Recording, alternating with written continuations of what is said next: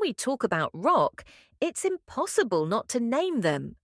The Rolling Stones are not just a band, they are a cultural phenomenon, a tireless machine of rhythm, attitude, and scandal. Since the 1960s, they've proven that age and time mean nothing when your bond with music is genuine. In this episode, we travel through their history, their hits, their chaos, and how, against all odds, they're still rocking. It all began in London in 1962. Mick Jagger and Keith Richards, two young men obsessed with American blues, bumped into each other at a train station and realised they shared a passion for Chuck Berry, Muddy Waters, and Howlin' Wolf. That lucky encounter gave birth to one of the longest-running bands in history. With Jagger's wild charisma and Richards' cutting guitar, the Stones quickly found their identity. They wouldn't be polite or polished like the Beatles. They would be the dark, raw, sexy counterpart. While the Beatles sang about holding hands, the Stones snarled with "I Can't Get No Satisfaction" and made desire and defiance their brand.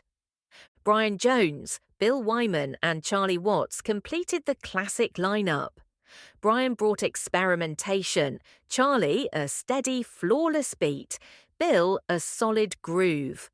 Their debut album was an immediate hit, but what followed was a string of rock anthems: Paint It Black, Jumpin' Jack Flash, Sympathy for the Devil, Gimme Shelter.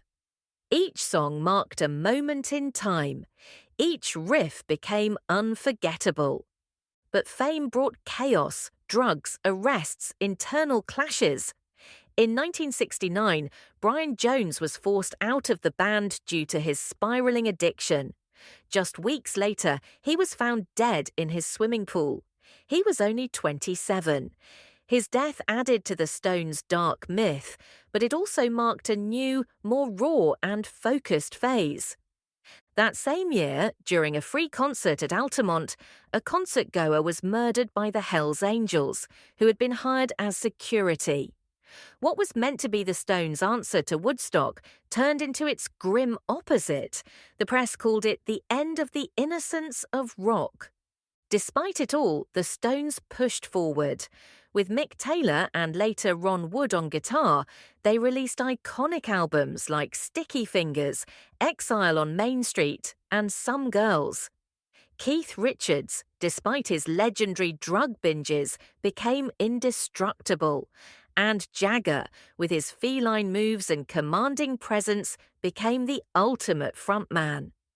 Through the decades, they never stopped evolving. In the 80s, they adapted to the times. In the 90s, they returned to their roots. In the 2000s, they proved they could still sell out stadiums worldwide. And during the COVID-19 pandemic, while the world paused, they released new music. Charlie Watts, their quiet but essential drummer, passed away in 2021. It was a heavy blow. But true to their legacy, the Stones kept moving. With Steve Jordan behind the kit and Charlie's spirit ever present, they released Hackney Diamonds in 2023, an album that stunned with its vitality. So what makes the Rolling Stones eternal? Perhaps it's the unbreakable bond between Jagger and Richards. Perhaps it's authenticity. Perhaps it's the perfect blend of rebellion, blues, and elegance. Or maybe it's simply the fact that they never stopped loving what they do. Today, more than 60 years after their formation, they're still on tour. Still writing, still dancing.